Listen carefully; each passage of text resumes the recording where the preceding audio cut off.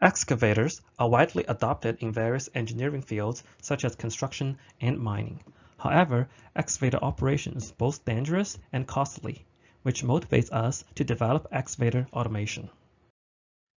The majority of the work in literature focuses on the excavation of soil, which is relatively homogeneous, while complex materials such as rigid objects in clutter are less studied. As shown in the picture on the right, a pile of rocks have all kinds of shapes and sizes, and the interaction between a bucket and rocks is extremely complicated. Therefore, we propose to use reinforcement learning to tackle this problem.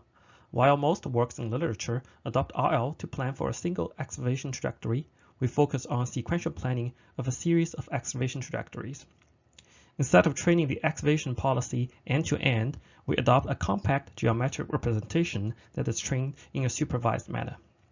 We show from experiments that when deploying a policy training simulation directly on a real scenario, the policy learned with a representation performs better than end-to-end learned policy.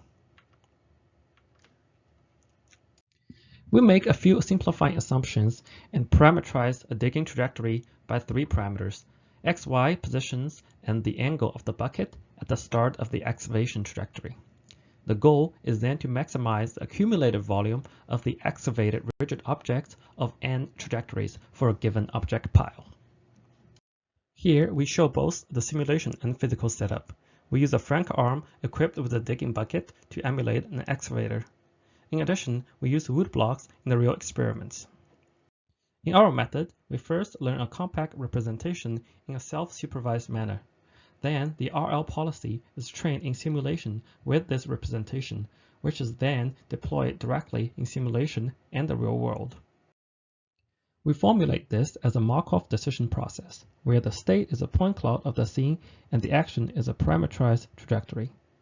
Each episode consists of 10 sequential excavation trajectories on the scene, with the reward being the total volume of the excavated objects in this episode. Our proposed representation is based on the PointNet++.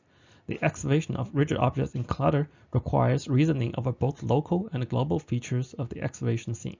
Globally, the robots need to select the best excavation location to maximize the volume of excavated objects.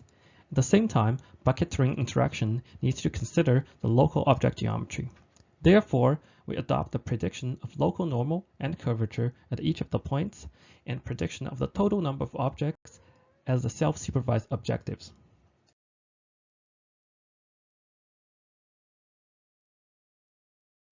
Here we show qualitative and quantitative results of representation learning. The representation is trained purely in simulation. It is able to achieve reasonable accuracy when tested both in simulation and on real data. Here we show an episode of excavation when deploying the trained policy with the proposed representation directly on the real scene. Different from simulation, we kept the number of trajectories at 5 due to the compaction effects of the rigid objects. Compared to an RL policy trained end-to-end, a policy trained with a representation reduces training time by 25% and increases the excavated volume by 20% when deployed directly in the real world.